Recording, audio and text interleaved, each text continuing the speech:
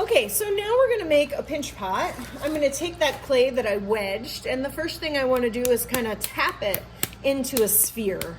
Now this is quite a large piece, so I really don't want this large of a piece to begin with. So what I can do is actually just cut this in half. So I'm gonna cut a chunk of this off, and then I'm gonna set this piece aside. This will be for decorating. And so I have a separate bag here. I'm gonna put that in the bag and make sure it's covered nicely. Now I'm gonna work with this piece, and again, I'm gonna tap this into a spherical shape. Try not to put holes in your clay with your fingertips. So I'm using the palm of my hand and tapping that into that sphere. So the first thing I want to do once I have that into a spherical shape is I want to go ahead and put a hole in with my thumb. So using my thumb, I'm going to press down. And again, don't go through the bottom here. If you go through the bottom, you're going to end up with a donut. So don't push through the bottom.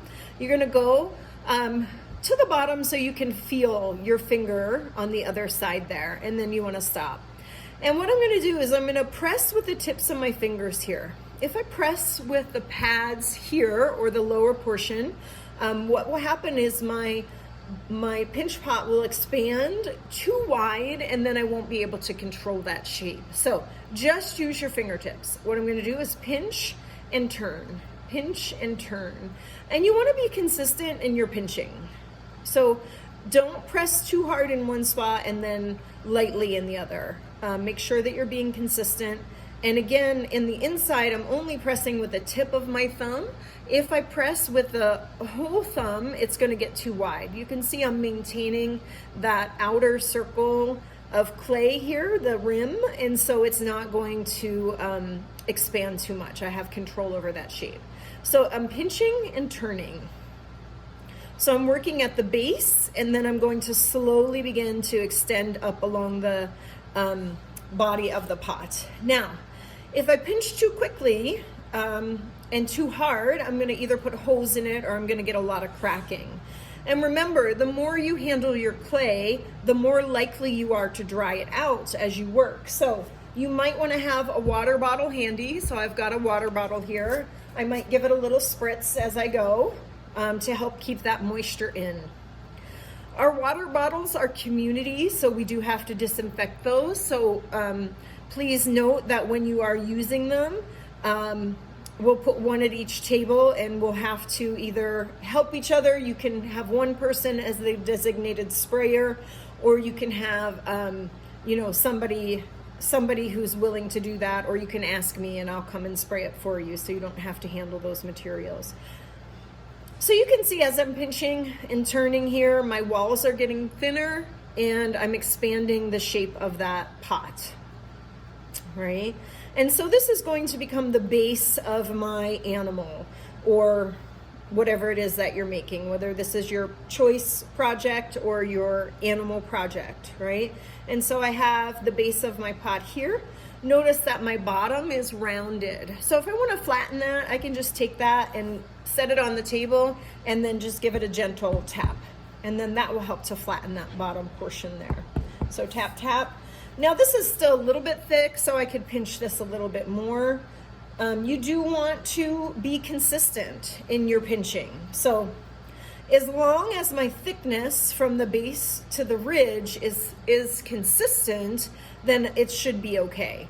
It's when you get really, really thick that we have problems, or when you don't have evenness throughout your pot. So you can see I have some cracks here, and I'm going to try and fix those up. So again, I'm just going to give it a little spritz. Not overly, I don't want to overwater it. You can see just a little bit of shine in there, and then I'm just going to come in with my hands and kind of rub those cracks away. So that little bit of moisture will help to eliminate those cracks.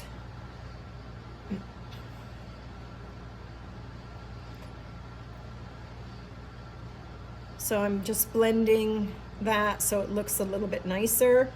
And really, craftsmanship is essential in ceramics. So you have to take the time to clean up the edges. You have to take the time to make your projects look well. If you leave it all cracked, then it'll stay like that through the firing process and you'll see all those flaws. So you want to take the time to clean it up. You have to have patience in ceramics. So I'm just smoothing to try and get some of those ridges and cracks out of there, and then I'll be ready to move on and add the decoration. So you can see pinch pots are pretty quick in terms of construction. Now this is a basic pinch pot. If you're making something fancy, and I'll show you some of the more complex pinch pots, you'll see that those will take a lot longer. So I'm at a stopping point right here. Maybe I can't finish this right now, and so I'm going to go ahead and take a bag, make sure that I have a plastic bag that I can wrap this in. I'm gonna put it inside my bag. I'm gonna give it a little bit of a spritz, not too much, but I wanna maintain that moisture. And then I'm gonna go ahead and fold that under to trap that air in there. If I leave my clay open, if I leave a chunk sit out, this is going to be rock hard by tomorrow and I won't be able to use it. Remember, you're going to be responsible for recycling your own clay. So if you forget and you leave your clay unwrapped, or you forget and leave your project unwrapped, then that's on you to put it back into a bag and reconstitute it to get it soft. So don't leave your projects out. This clay, I'm going to save by putting in my bag. So in my big bag here, I know it's wedged. I'm going to give it a spritz and then wrap that back up and tuck that under so that no air will get to it. And then tomorrow I'll be at a spot where I can start to add that decoration. So we'll show you that in the next video.